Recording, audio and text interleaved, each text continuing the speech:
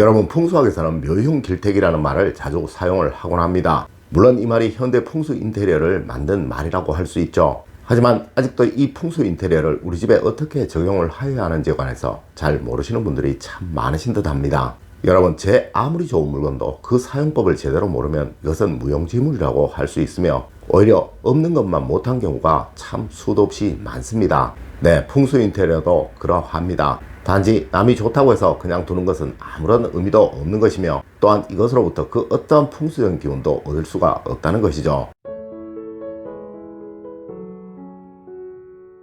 여러분, 안녕하세요. 이정재입니다. 여러분, 앞서 말씀드린 묘흉길택이라는 말은 묘자리는 흉하더라도 반드시 주택자리는 길해야 한다라는 의미입니다. 네, 그래야 가정이 번영하고 자손 역시 흥하게 된다는 의미의 말인 것이죠. 하지만 현대에 와서는 이 토지를 공동 소유하고 있는 경우가 대부분이며 주택지뿐만 아니라 상업용지까지도 그렇게 되어 있는 경우가 거의 대부분이죠. 맞습니다. 아파트는 같은 땅에 수십 개의 가구가 같이 살고 있는 곳이며 대형 사무용 건물 역시 상가들이 같은 땅에 단지 층만 다를 뿐 같이들 입주해 있죠. 하여 풍수 인테리어, 즉 집을 꾸미고 상가를 꾸미는 것이 중요하게 여겨지고 있는 것입니다. 네, 세상 그 어떠한 물건도 그 물건을 사용하는 사람에 따라서 길한 물건, 흉한 물건이 되듯이 이 집 역시 땅 역시 사용을 하는 사람이 제대로 사용을 하여야 이 집이 좋은 집, 즉 길택이 될 수 있다는 것입니다. 하지만 많은 분들이 단지 그림을 걸어두면 좋다고만 생각을 하고 풍수용품을 단지 가져다만 둔다고 해서 운이 바뀐다고 생각을 한다는 거예요. 하여 에이, 그 그림 아무런 효과도 없더라 라는 말도 하는 것이죠. 자, 여러분, 이것이 바로 운을 만들어내는 풍수용품의 사용법입니다. 첫 번째로 풍수용품의 의미를 반드시 아셔야 합니다. 여러분, 해바라기 그림은 번영을 기원하는 그림입니다. 또한 물그림은 집안의 재물이 항상 막힘이 없이 잘 흘러다니기를 기원하는 의미를 가지고 있으며 현관의 종은 집안의 안정과 행복을 기원하는 의미를 가지고 있는 풍수소품입니다. 또 주방 남쪽에 황금색의 물건이나 꿀을 두시는 것은 우리 집의 번영이 영원하기를 기원하는 의미를 가지고 있습니다. 네, 이렇게 모든 풍수용품들은 그 자체의 의미를 모두 가지고 있는 것이라는 거죠. 하지만 대부분의 분들이 이 풍수용품들의 의미가 무엇인지는 모르고 그냥 무작정 남들이 좋다고 하니까 라며 가져다 두신다는 거예요. 여러분, 전기밥솥은 밥을 하는 것입니다. 물론 냉장고는 음식을 신선하게 보관하도록 하는 물건이죠. 하지만 그 용도를 모르고 있다면 그것을 사용하지 못할 것이고 이 편리한 전기밥솥도 또 냉장고도 그저 한낱 쓸모없는 고철덩어리가 될 수밖에 없을 뿐이라는 것이죠. 네, 이 풍수용품 역시 반드시 그 의미를 아시고 가져다 두시든 또 걸어 두시든 하셔야 하는 거예요. 두 번째로 목적을 가지고 목적에 맞게 풍수용품을 두셔야 합니다. 앞서 풍수용품은 항상 목적을 알고 가져다 두셔야 한다고 말씀을 드렸죠. 네, 그렇다면 그 의미가 여러분에게 꼭 필요한 목적이나 목표에 부합이 되어야 한다는 것입니다. 네, 그냥 무작정 생각 없이 가져다 둔 종 하나가 여러분에게 사업적인 번영을 만들어주는 일은 절대로 없다는 것이죠. 물론 지갑 속에 목표나 의지를 적은 종이 역시 그러합니다. 한 번도 보지 않고 지갑 속에 있는 줄도 모르는 그것이 여러분에게 목표를 이루어지는 일은 절대로 없다는 것입니다. 여러분, 서양의 학문이며 현대에 가장 각광받는 학문인 양자 물리학에서는 세상의 모든 물질은 그 자체의 고유한 파동과 파장을 가지고 있으며 또 나름의 주파수를 가지고 있다고 합니다. 네, 이것이 바로 기라는 것인데요. 이 파동과 주파수를 나의 목적이나 나의 간절함과 일치시키는 것이 바로 풍수 인테리어라는 거예요. 여러분, 하여 반드시 여러분의 목적이나 목표를 가져야 하는 것입니다. 네, 돈을 많이 벌겠다든가 집안을 화목시키겠다든가 또 남편의 사업이 잘 되도록 만들겠다든가 이렇게 분명한 목표를 가지셔야 한다는 것이죠.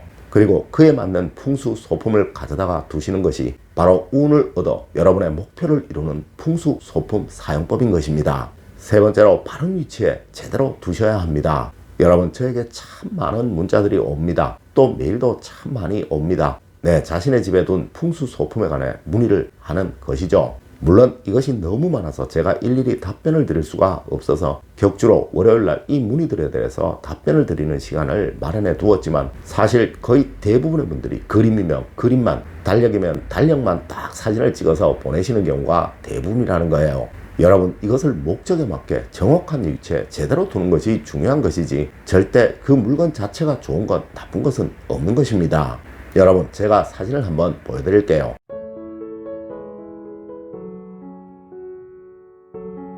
자, 두 사진 중에서 여러분은 과연 어느 집의 인테리어가 더 좋아 보이시나요? 아마 누구라도 그 대답은 한결 같으실 것입니다.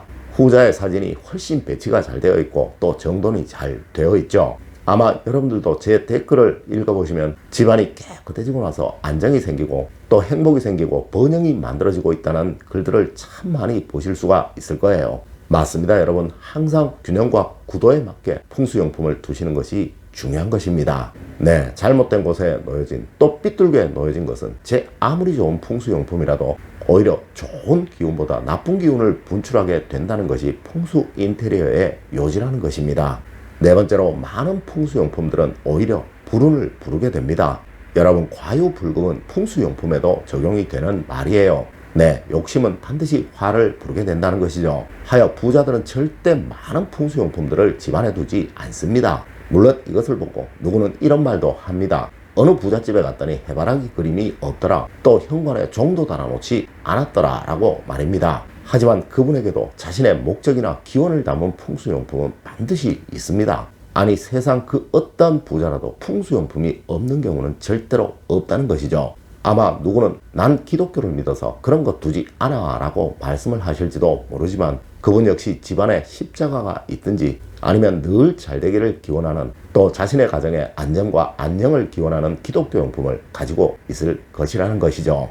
네, 그것이 바로 그 사람의 풍수용품인 것입니다. 하지만 절대로 어느 집이든 너무 많은 풍수용품을 둔 경우에 행복과 번영이 만들어지는 경우는 없다는 것입니다. 네, 이것은 분명 기회충돌을 일으켜 오히려 없음만 못한 결과를 만들어내게 될 것이라는 거죠. 물론 제가 여러분에게 알려드리는 모든 풍수용품들도 그것을 모두 집안에 두세요 라는 의미가 아니라는 거 꼭 아셔야 합니다. 네, 그중 여러분에게 가장 필요한, 또 여러분의 목적이나 목표에 맞는 몇 가지만 골라서 두시라는 의미인 거예요.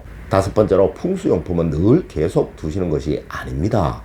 여러분, 누군가는 현관에 거울을 두면 절대로 안 된다라고 말하기도 하더라고요. 하지만 이것은 풍수학이 무엇인지, 음양론이 무엇인지에 관해 근본도 모르는 이야기인 것입니다.